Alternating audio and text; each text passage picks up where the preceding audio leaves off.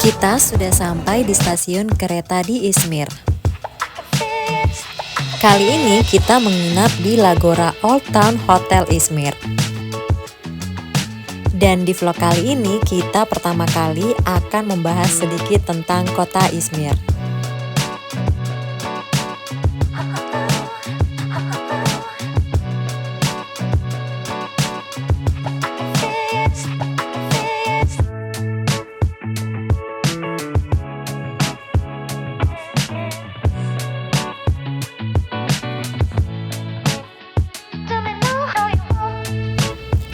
Izmir adalah kota terbesar ketiga di Turki setelah Istanbul dan Ankara. Izmir dikelilingi oleh beberapa kota tertua di dunia, di antaranya kota Pergamon, Sardis, dan kota kuno Efesus. Hanya dengan berkendara sebentar dari kota Izmir, kita dapat mengunjungi kota-kota tua tersebut. Izmir adalah sebuah kota yang kaya akan sejarah dan gaya hidup santai yang membedakan dari tempat lain di negara ini. Kehidupan di sini berjalan lebih lambat. Orang-orang senang berjalan-jalan di tepi pantai dan bersosialisasi di kafe-kafe. Gaya hidup unik inilah yang membuat Izmir sering digambarkan sebagai salah satu kota paling liberal di Turki. Suasana kota ini tenang, akses mudah ke pantai, kebun anggur, dan pedesaan. Fakta menarik lainnya tentang Izmir adalah betapa berbedanya suasana kota ini dibandingkan dengan kota-kota besar Turki lainnya.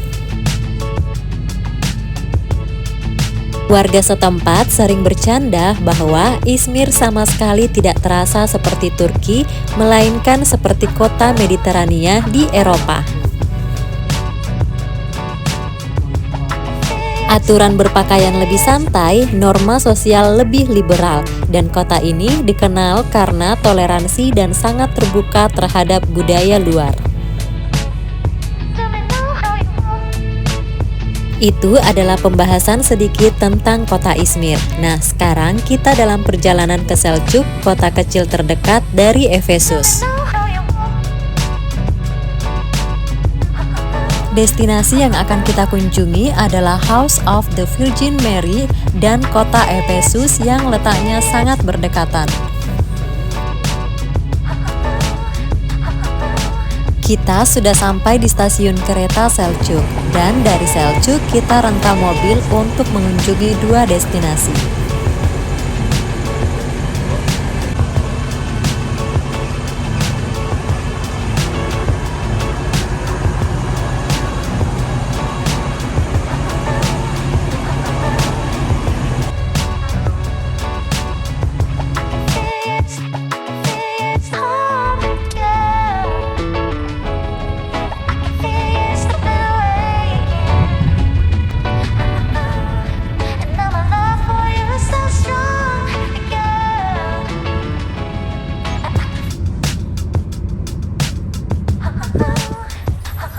Kita sudah sampai di destinasi pertama, yaitu House of the Virgin Mary. Kita bahas sedikit tentang tempat ini ya.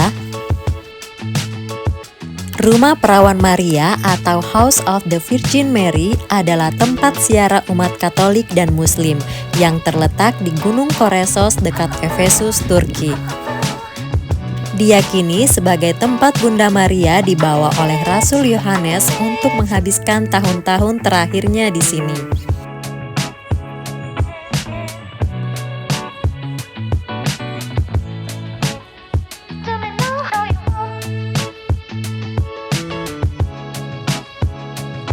Tempat suci ini telah dikunjungi oleh beberapa paus, termasuk Paus Paulus ke-6 tahun 1967, Paus Yohanes Paulus II tahun 1979, dan Paus Benediktus ke-16 tahun 2006.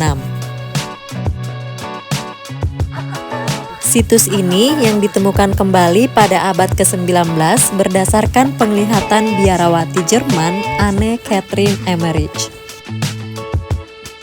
Suster Anne Catherine adalah seorang biarawati yang sakit-sakitan dan tidak pernah meninggalkan Jerman. Meskipun begitu, ia mengaku menerima penglihatan rinci tentang kehidupan Yesus dan Bunda Maria. Dalam visinya, ia mendeskripsikan sebuah rumah batu kecil di atas bukit dekat Efesus. Ia menyebutkan bahwa dari rumah tersebut seseorang dapat melihat kota Efesus di satu sisi dan laut di sisi lain. Penglihatan ini dicatat oleh penyair Clemens Brentano dan diterbitkan dalam buku The Life of the Blessed Virgin Mary setelah kematian Suster Anne pada tahun 1824. Setelah puluhan tahun, deskripsi tersebut dianggap hanya sebagai karya sastra spiritual, hingga beberapa orang memutuskan untuk membuktikan kebenarannya. Upaya pertama pada tahun 1881, seorang pendeta Prancis, Abbot Julien Gauet, menggunakan buku Suster Anne sebagai panduan. Pendeta Abbot menemukan reruntuhan sebuah bangunan di Gunung Koresos yang sesuai dengan deskripsi tersebut, namun temuannya tidak segera diakui oleh otoritas gereja. Penemuan resmi tahun 1891, 10 tahun kemudian, dua pastor Lasaris dari Kolese Hati Kudus di Izmir, Pastor Eugene, Pauline, dan Pastor Jung yang awalnya skeptis melakukan ekspedisi pada 29 Juli 1891. Mereka menemukan struktur bangunan yang sama persis dengan yang digambarkan dalam buku Rumah Batu Kecil dengan mata air di dekatnya.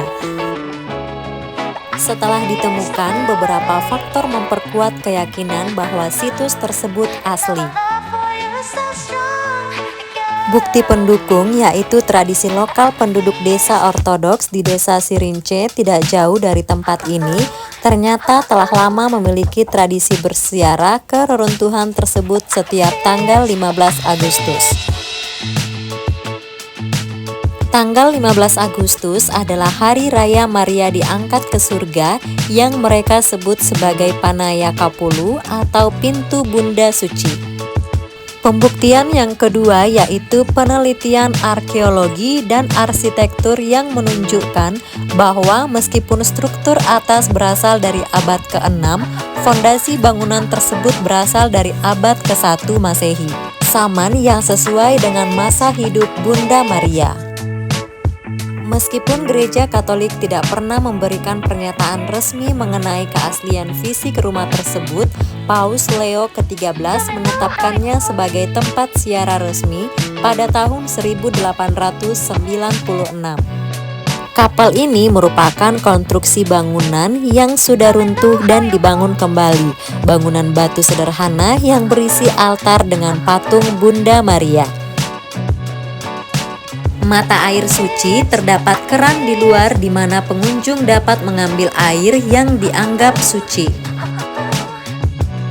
Dinding keinginan atau wishing wall tempat pengunjung mengikatkan kertas atau kain berisi doa dan harapan.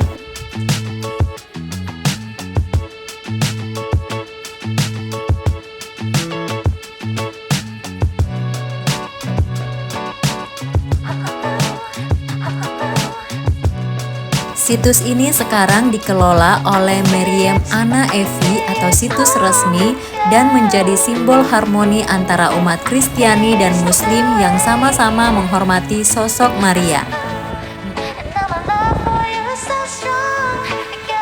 Sampai di sini dulu videonya. Thank you for watching dan sampai ketemu di Efesus. Pray for us, Mother Mary.